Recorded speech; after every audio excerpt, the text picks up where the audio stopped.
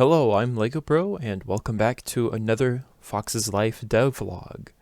We've made a lot of progress in the 2.5, 3 months that have been since the first devlog, and so I'd like to show you some other things. We'll try to keep it mostly spoiler-free, but might reveal a couple things.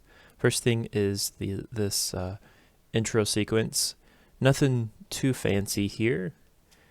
You see, we have text here and the thing itself, but we still have a lot of work to do with this for the credits and whatnot when you boot into the map, and music, of course, but we'll get into that a little bit later. So once you right-click, currently it just boots you in, and now you spawn as a tiny little snow fox. Really, you should be an orange fox, but that's just a variable I can change when the map is actually reset. The big thing that we've worked on is the dialog system. So when I interact with this larger fox, we will see it working. And it reads the text to you. So it's a nice way of doing it. It gives you plenty of time to read it, I think, at least. And it's very stylistic, which is nice. So this is the tutorial. He's teaching you various things about how to play the map. Mostly to do with this crate over here. Currently it doesn't freeze you in place. I'm not sure if we'll do that like the old map, but so yeah, a couple signs and same things, but another thing, let me go into spectator. You can see I created a motion capture system. So I actually ran this path as the fox, and it's using those points and it's rendering them back. And I think it looks fairly decent. It gets the idea across fairly well, which is nice. I think it turned out pretty well. And he goes from here, keeps going down, jumps over that water and whatnot. So quite a bit really has been done in that aspect, and it's really nice because it's very versatile. We can do that for all of the NPCs and whatnot. So here's the intro area. It's mostly the same. We've added a different type of floor, trying something a little bit busier. Maybe it'll look nice. I think this area looks nicer. I don't even know if this was built last time. But so this is the first area, kind of like where you get to know how to play the game for the most part, and really learn the core concepts. So here's like the shulkers, and there's like these two buildings. I like the way this turned out, because if we fly over here and I go out of spectator, we see the death counter and a number, and that actually dynamically changes. So I spent a lot of time creating this font. Well, it's somebody else's font, but I converted it into the font that we needed for Minecraft to actually run. So we've got that one over there, and also we've got one for playtime, for how long you've played. I have worked 168 hours plus on this world, and one for completion, so that tells you if you've 100%ed the map. So nice little things. The main inspiration for those is the Lego Star Wars Cantina, if you remember from the Complete Saga. I don't know if the new one has that, but I like seeing all of the stats. I think that adds a lot. If I go back into the fox, I can show. Last time we looked at this map, we were trying to figure out what to do with the sniffing mechanic. Let me see if I can.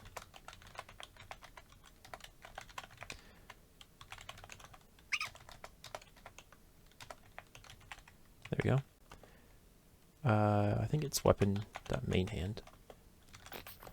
And so what we decided is have a shop item for it. So you have spore blossoms, and depending on the difficulty, you either consume none, you consume them 50% of the time, or you consume them 100% of the time. We'll probably change these values later.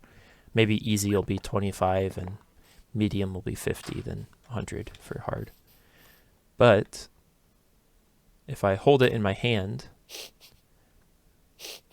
that's how you know you can use it. So it's pointing, I think, at the diamond just right here.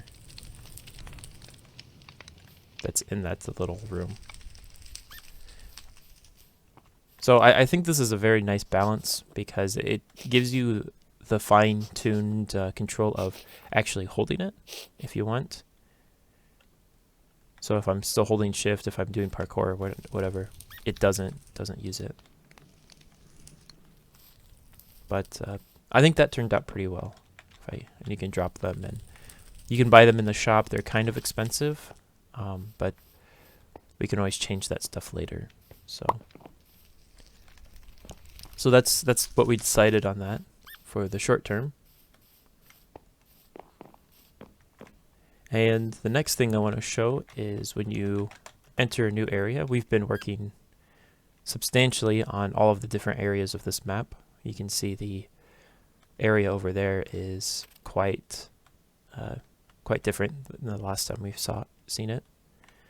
But really the first 3 areas are done, more or less.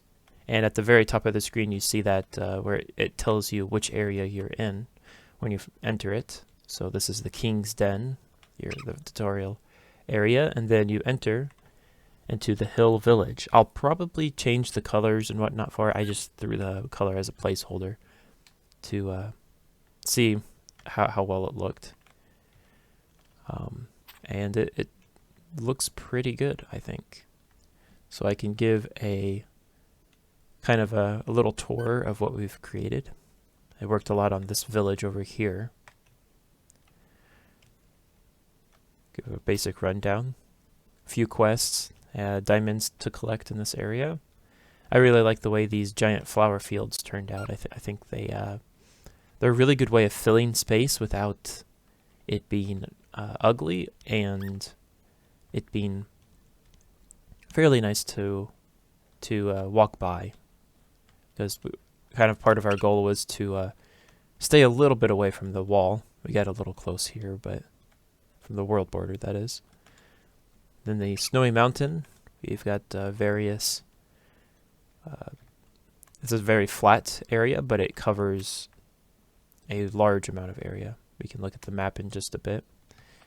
But one thing I worked on was this right here. These log cranes that you can move. So just like little details like that are real fun to create and really make the world a lot more interesting to navigate and to explore. So I'll just fly briefly over a large portion of this. There's stuff here and there. Kind of a bald spot right there. Might need to fix that. But yeah, quite a few large changes in terms of terrain. Another aspect that I think is real exciting. Let me run the reset. So I've got a reset commands. I always like making my maps resettable for testing, but I can make each area resettable if I just run the function like this. And what it does is it freezes the world because it force loads the entire area. So this is the Hill Village that I just reset, which is ID'd 1. It force loads it, so even that over there, that section, and then it runs all the necessary reset stuff, and then it deletes the force load so that it doesn't lag later. So, and this is the big map. We can see quite a... let me go into first person. So that's that big platform there, that big circle, and then, see the big village, how big the snow area is, and how big the entire map really is. So it's not a tiny tiny map. We've spent a lot of work building on it. One thing I think, Diamond, that I really want to show you, a big aspect of this map, is going to be the ring races.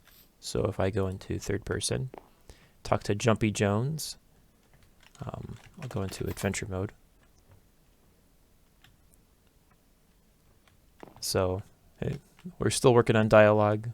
Some things, there's a couple spelling errors here and there. But overall, it's been a pretty neat little thing. So I really like the way these rings turned out. They spin slowly when you collect them. They spin faster the other way. And then when you walk through them, they explode. So it really is a nice feeling going through them. And for this ring race, you go through the town and then you end up all the way over here. So it's quite a little race. Let's see if we can see the rabbit. There he is. So I used the same motion capture function that I created. And it's just basically playing an animation where he's jumping around.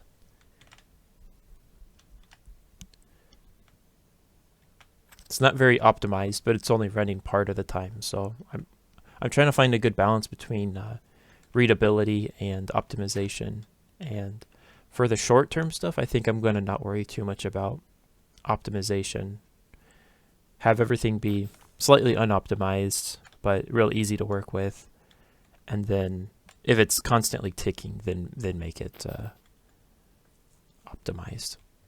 But so that's a nice little thing that I like to.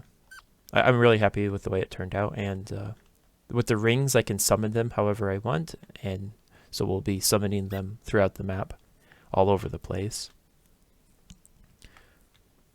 So the next thing I would like to really think about is, and kind of end this video to some extent with a question. Let me set the area, or the Act to 2, which means the fox should grow up. Maybe I'll have to force it to grow up. This is kind of brutal, but has to be done. So normally you run around as the fox, you're having a good time. We originally in our plans, we've created a companion, kind of like in maybe Sonic or what other game, like Banjo-Kazooie or Ukulele, kind of those collectathons. So there's a parrot here, and I think I can do this. Yep, okay. And then I'll run this to be extra safe. So this parrot is basically like a companion, and our original idea was to have the ability to send him out so he can stun enemies and also to press buttons. The problem we're finding is that he's kind of annoying, like all companion characters. He gets dismounted easily, and he follows you fairly well. But in some ways, he's just kind of annoying. Like when you're invisible, I have to make him invisible. So we're trying to find a good balance between actually using the parrot and maybe not, to where it's still useful and fun. So our main idea is you can either have him permanently, or I was thinking maybe we could try to have like an escort mission with him. So he rides you, you run around, do different things. But if you die, then you lose the escort mission or whatever. If you have any ideas on what we could do, let me know, because I'm not 100% swayed one way or the other. And we'll have to consider various things we can do to make it interesting for the player. But I think that's more or less it. There we go. Oh, I guess one more issue maybe somebody watching could help me with. There is an NPC up here. You talk to him. He talks in white. I mean, everybody talks in the white font. And it's a little hard to read when it's on white snow in the background. But it's impossible to read if I look like this. You can't see any of the text other than the word fox. So like you can either look out to the ice or to stand, if I do this, stand like here. Oh, apparently the boss fight hasn't been done. I will fly away, reset it. So we're not 100% certain what to do. Ideally we have like a background like this. I'm thinking maybe a title to cover up the whole bottom half of the screen. It's a little sloppy. Also somebody logged out here. But we'll just have to figure out what exactly to do and try various things. Pumpkin won't work because you're in third person, so it's already invisible. So we'll just try something. So, but if you have any ideas, let me know. I would be glad to hear about them.